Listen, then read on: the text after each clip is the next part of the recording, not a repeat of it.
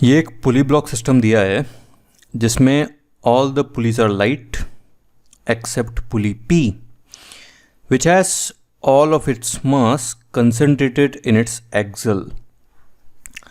मतलब कि इसका मोमेंट ऑफ इनर्शिया ज़ीरो है। अब ये थोड़े रोटेशन के कंसेप्ट हैं इस क्वेश्चन में, हालांकि है ये Newton's laws of motion chapter में, but still. Initially block B of mass M is on the ground and then whole thing is released. So how much minimum mass should the block A have such that B starts rising? तो B को उठाना है, उसके लिए minimum mass A का कितना होगा। सारी पुलिस मासलेस हैं except this which has mass on the axle. ये दिया हुआ है जी। तो लेट्स से T टेंशन है थ्रेड में, तो जो मासलेस पुलिस हैं उनके तो दोनों तरफ टेंशन बराबर होता है, ठीक है। इसमें लेकिन मास है तो इसके आजू बाजू टेंशन बराबर होगा या नहीं होगा।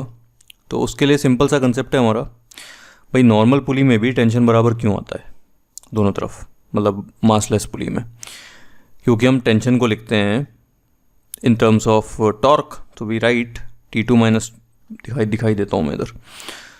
सो we know torque about centre of each pulley is tau is equal to I alpha, ठीक है। और आई हर पुली का ज़ीरो है क्योंकि कुछ पुलिस तो मासलेस हैं और जिसमें मास है उसमें सारा वेट सारा मास एक्सेल पे। सो moment of inertia of each pulley is zero, so torque about the centre of each pulley is also zero.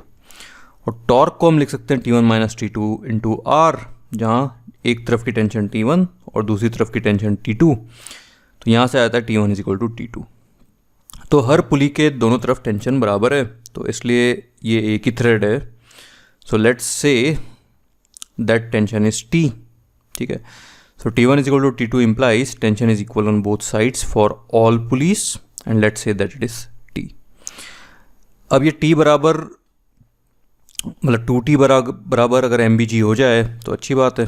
तो T अगर हमारा A के टर्म्स में आ जाए, मास ऑफ A के टर्म्स में ना, तो हम रिलेट कर पाएंगे A के मास को और B के मास को। तो अभी T ही लेते हैं, है ना। अभी यहाँ पे T को लिखने की ज़रूरत नहीं है कि MBG/2, वो लास्ट में देखेंगे।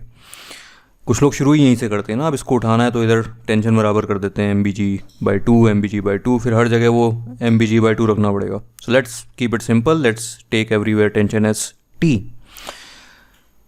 अब एक्सीलरेशन चाहिए हमें, क्यों? क्योंकि कुछ इक्वेशंस बनानी है हमें ताकि हम T एलिमिनेट कर सकें, या यूँ कह लो T को we can get in terms of mass of A। तो इक्वेशंस बनेंगी, उसके लिए चाहिए A1 और A2, फोर्स इक्वेशंस लिखनी है।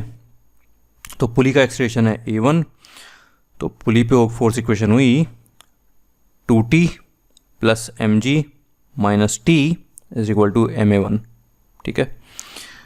और A1 is equal to 2T plus mg minus T by m।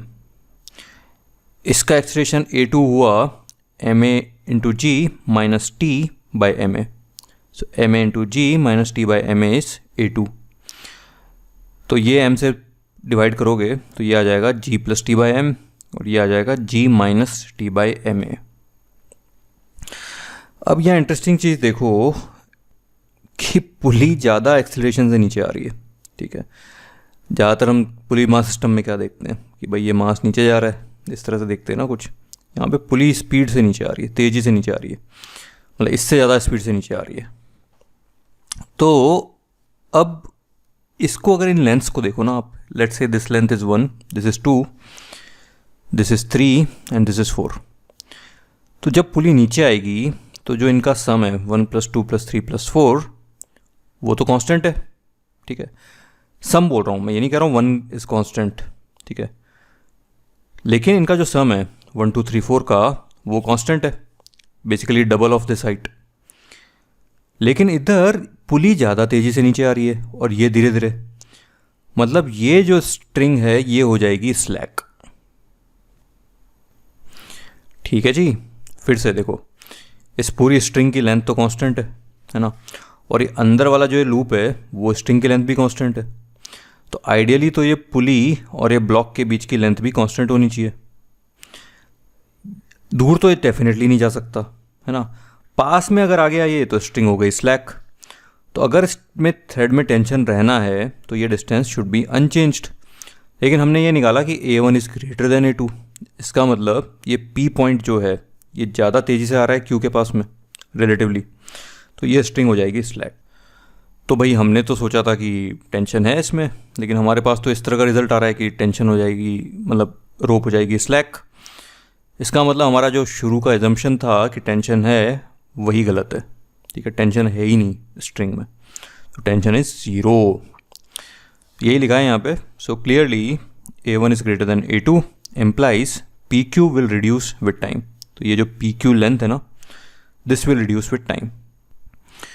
implies rope will slack as length of 1 plus 2 plus 3 plus 4 is constant.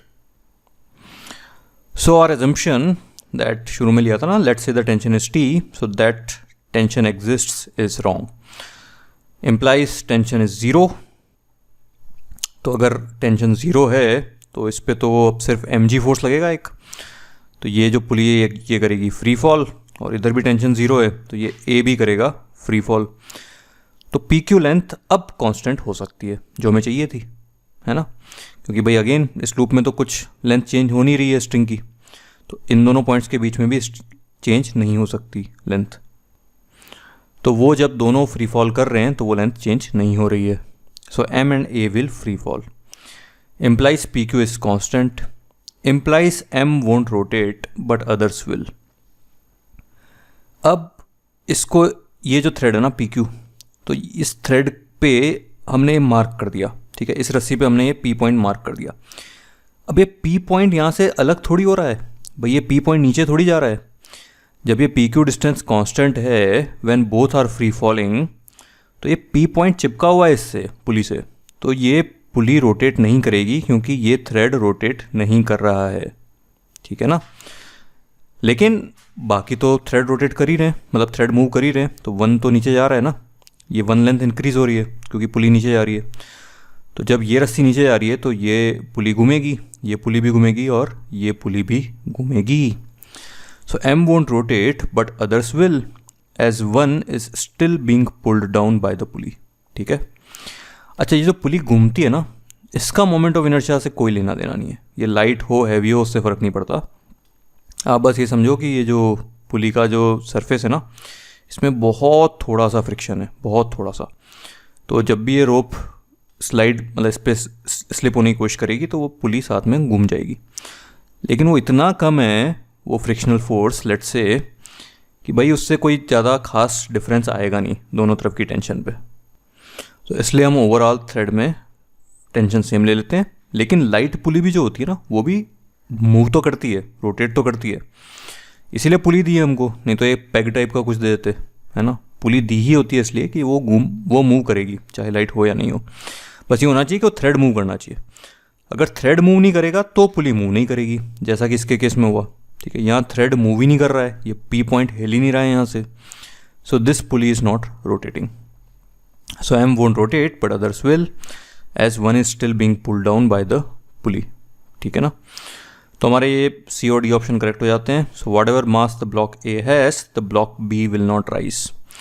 अब भाई ऊपर टेंशन 0 ही है तो क्या ही राइज करेगा ये B का भी मास कुछ भी हो, B कर ही नहीं सकता rise. And pulley P moves downwards without rotation of its wheel while wheels of all the other pulleys rotate, ठीक है जी।